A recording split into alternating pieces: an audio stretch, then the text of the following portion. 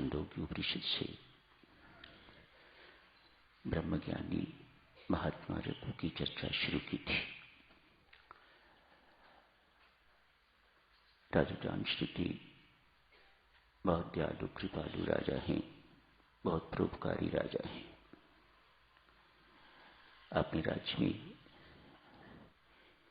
राज्य की ओर से कितने चिकित्सालय, पुस्तकालय, विश्रामालय,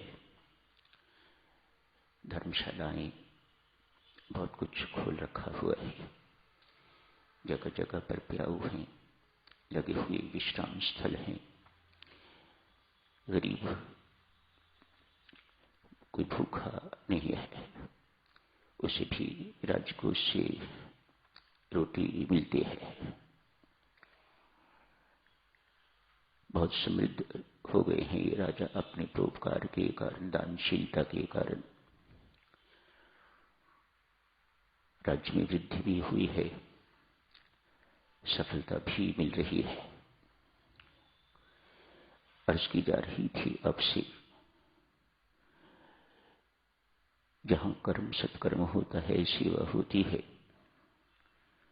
वहां अभिमान के बीच भी साथी होते हैं। प्रशंसा रूपी जल उन बीज को मिलता है तो वो अंकुरित होते हैं, तो कालांतर में विशाल पेड़ के रूप में आपके समक्ष बहुत बड़ी बाधा प्रस्तुत कर देते हैं। राजा के साथ भी ऐसा ही हुआ है। राजा अभिमानी हो गया है। उसे लगने लगा है कि मेरी दानशीलता के कारण,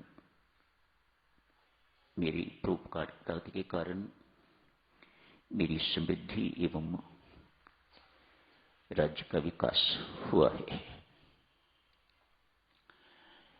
परमेश्वर की कृपा देखिए, करनी देखिए। आज रात राजा जामश्रुति को स्वप्न हुआ है,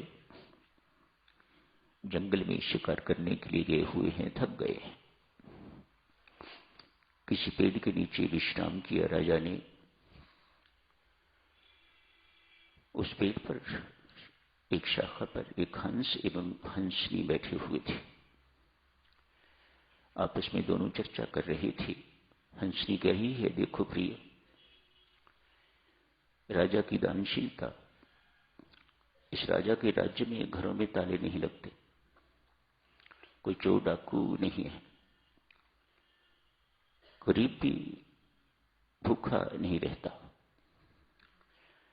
ये राजा इतना समृद्ध है, कितना परोपकार कर रहा है। इन्हीं गुणों के कारण ये इतना समृद्धिशाली है। इसे सफलता ही सफलता मिल रही है। हंस टोकते हैं, नहीं प्रिय, ये सत्य नहीं है। ये जो समृद्धि इसे मिली है, जो सफलता इसे मिल रही है, ये इसके पुरुषार्थ के कारण नहीं है।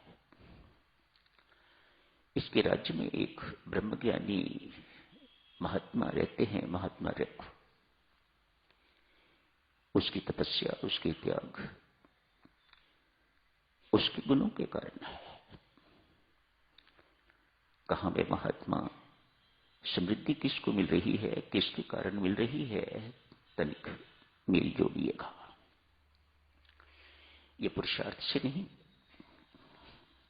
ये अपनी करनी से नहीं, राजा के अपने गुणों से नहीं। एक हंस बोल रहे हैं, एक पंछी बोल रहे हैं। ये इसकी समृद्धि, राज्य का विस्तार इत्यादि, ये सब कुछ उस महात्मा की तपस्या के कारण है, उसके त्याग के कारण है, उसके सदाचारी जीवन के कारण है, उसके आदर्श जीवन के कारण है। उससे जो तरंगें निकलती हैं बाहर, उसके कारण इस राजा को समृद्धि मिली हुई है।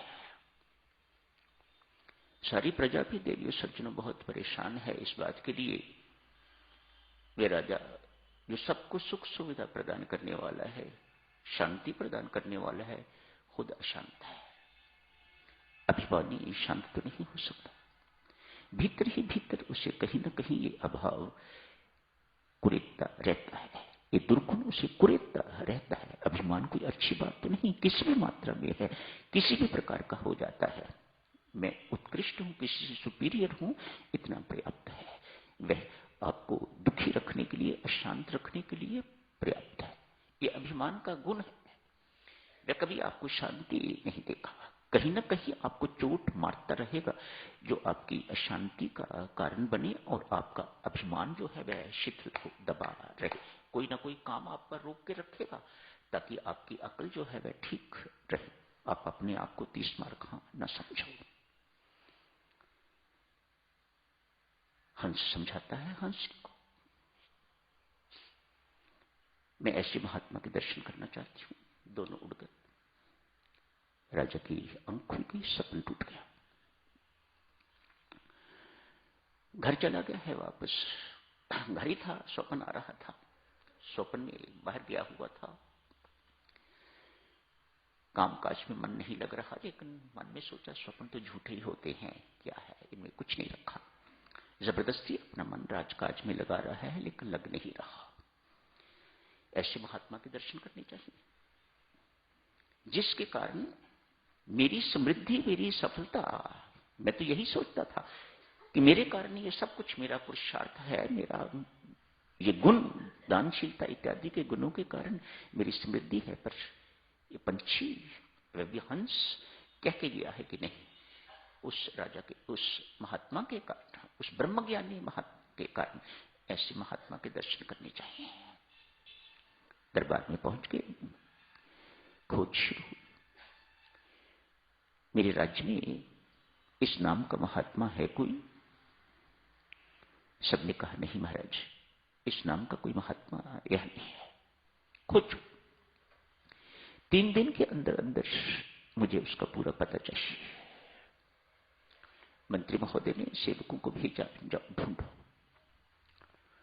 खोज करने के बाद ये पता लगा कोई महात्मा तो नहीं है। रखो, एक बैलगाड़ी चलाने वाला गाड़ीवान है, नाम तो ठीक, लेकिन वह कहता है मैं महात्मा नहीं। बैलगाड़ी हाँकने वाला व्यक्ति इस नाम का है, लेकिन वह कहता है मैं महात्मा नहीं हूं। जाओ। राजा को यह हुआ कि हंस की ये बात तो सच्ची निकली, इस नाम का कोई व्यक्ति तो है। अब देखना यह है कि अब बैलगाड़ी चलाने वाला गाड़ीवान महात्मा भी हो सकता है कि सिर्फ गाड़ीवान ही है। मंत्री को कहा खोज जारी रखी जाए। मंत्री ने सेवकों को भेजा, जाओ फिर खोज करो। कहा महाराज, इससे अधिक और सूचना उपलब्ध नहीं है। यही सूचना है, वह गाड़ीवान है, बैलगाड़ी चलाता है, उसका नाम रत्व है और वह कहता है मैं महात्मा नहीं हूं। ठीक है, सेवकों को हुक्म दिया। मन में उथल पुथल तो मची हुई है। सेवकों को हुक्म दिया, जाओ उस गाड़ीवान रत्व को कहो राजा ने बुलाया है, उसे यहां लेके आओ। ध्यान रखना, राजकीय सम्मान से लेके आना, अपनी जान में लेके आना, कोई बदतमीजी न करना। मन में कहीं ना कहीं हो रहा है कि कहीं ये महात्मा निकला तो अति सामान्य व्यक्ति, कहीं ये लोग उसे सामान्य बैलगाड़ीवान न समझ के तो उसका कहीं अपमानित शब्द उसके लिए प्रयोग न करे, बदतमीजी न करना। राजा ने स्वयं उन सेवकों को कहा। कुछ सेवक चले गए। महात्मा रत्व उसे बैलगाड़ी के नीचे सो गए। जगाया, क्या बात है? महात्मा ने पूछा। कहा राजा साहब बहुत प्रसन्न है आप पर, आपको बुलाया है राज दरबार में। क्या काम है मेरे से? मैं गाड़ी चलाने वाला हूं। क्या कोई गाड़ी का काम है, कोई बैलगाड़ी का काम है? नहीं। फिर मुझे राजा से कोई काम नहीं। यदि मेरी बैलगाड़ी से कोई काम नहीं तो फिर मुझे राजा से कुछ नहीं लेना देना, मुझे कोई काम नहीं से। जाओ, आप राजा को बोल दो मैंने आने से मना कर दिया है। सोचो देवियों, कितना अंदर बल होगा। किसका बल? वे राजा की तरह अपना बल नहीं समझने वाले। यही तो अंतर है एक सामान्य व्यक्ति में और एक ब्रह्मज्ञानी में, एक संत में। वे अपना कुछ नहीं मानता। राजा सब कुछ अपना मान रहा है। मेरी ख्याति इस कारण, मेरी समृद्धि इस कारण, मेरी सफलता इस कारण, मैं पुरुषार्थी हूं, नहीं तो इतना बड़ा मैं कैसे बन जाता।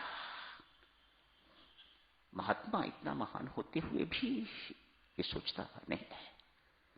परमात्मा की कृपा है, सब कुछ परमात्मा का दिया हुआ है, मेरा कुछ नहीं है। मेरे जैसे उसके पास अनेक, मेरे से बढ़ के उससे अनेक। मुझे अगर उसने सम्माननीय वंदनीय बना दिया है तो महिमा उसकी है, मेरा कुछ नहीं है। ये महात्माओं की सोच है, ब्रह्मज्ञानी भक्त की सोच है। मुझे कुछ नहीं देना, आप जाओ। आके सेवकों ने कहा, सारा हाल सुनाया। ऐसे ऐसे सोया हुआ था, हमने जगाया। राजा ने बुलाया है, किस काम के लिए? मैं तो गाड़ी चलाता हूं, मेरी गाड़ी की आवश्यकता हो, कोई गाड़ी का काम हो तो मैं चलूं, यदि नहीं तो फिर मुझे राजा से कोई काम नहीं है, मुझे राजा से नहीं मिलना। और उथल पुथल राजा के मन में मच गई। कौन ऐसा व्यक्ति है जो राजा के हुक्म को टालने वाला है? अवश्य कोई महात्मा होगा, अवश्य कोई बड़ा आदमी होगा। इसी उथल पुथल में सो गया है। आज फिर स्वप्न हुआ। हंस हंसरी आपस में बात कर रहे हैं, क्या तुम इस गाड़ी चलाने वाले को महात्मा कहते हो, ब्रह्मज्ञानी कहते हो? हंस कहता है, अरे ये ब्रह्मज्ञानी ना होता, परमात्मा का प्यारा ना होता तो राजा के कहने पर राजा के पास न चला गया होता। राजा के पास जाता तो इसकी गुर्बत, इसकी गरीबी सारी की सारी दूर हो गई होती, जिंदगी भर उसे कोई काम ना करना पड़ता। राजा ने इसे माला माल कर दिया होता। मानो इसे लोभ नहीं है, इसके अंदर प्रलोभन नहीं है। यही है महात्मा रखो, यही है ब्रह्मज्ञानी रखो। सुबह हुई, मंत्री महोदय मुझे उस गाड़ीवान के दर्शन करने जाना है। राजा स्वयं दर्शनार्थ गए। बहुत सेवक मंत्री इत्यादि। महात्मा रेकवो की कुटिया के आगे राज दरबार लग गया है। एक सिंहासन राजा साहब के लिए, दूसरा सिंहासन महात्मा रेकवो के लिए। एक और बहुत से सामान इत्यादि रख दिया है, जो भेंट उन्हें देनी है वे रख दी है। हीरे जवाहरात मोती इत्यादि इत्यादि, पैसे इत्यादि, नकदी नोट इत्यादि इत्यादि। मिलन हुआ। मेरा जान सीखी हूं। हाँ राजा, इस सारी की सारी आपके लिए मेहरबानी करके इन्हें स्वीकार कीजिए और मुझे उपदेश दीजिए। महात्मा कहते हैं, राजन इन सबको तो मुझे देखने की जरूरत नहीं, मेरे किसी काम के नहीं। ये हीरे जवाहरात तो राजाओं के पास होते हैं, मैं तो बहुत गरीब आदमी हूं, मेरा इनसे कोई सरोकार नहीं। ये सब आप उठा के ले जाइएगा, प्रजापालन कीजिएगा। आप प्रजापालक हो, इन्हें ले जाओ, प्रजापालन करो, जगह जगह पर इन्हें इस्तेमाल करो। रही राजन उपदेश की बात, आपने देखा जिस वक्त आप आए थे, मैं उस वक्त अपने बैलों को चारा डाल रहा था, गाड़ी तैयार कर रहा था। मुझे किसी काम के लिए, किसी ग्राहक के काम के लिए जाना है, जल्दी में। उपदेश इस वक्त नहीं, लौटा दिया। राजा मुंह लटका के वापस। शरीर में और हलचल, मन में और हलचल, बुद्धि में और हलचल राजा साहब के लिए मच गई। कल करेंगे साधक जन आगे की चर्चा, आज यही समाप्त करने की इजाजत दें। धन्यवाद।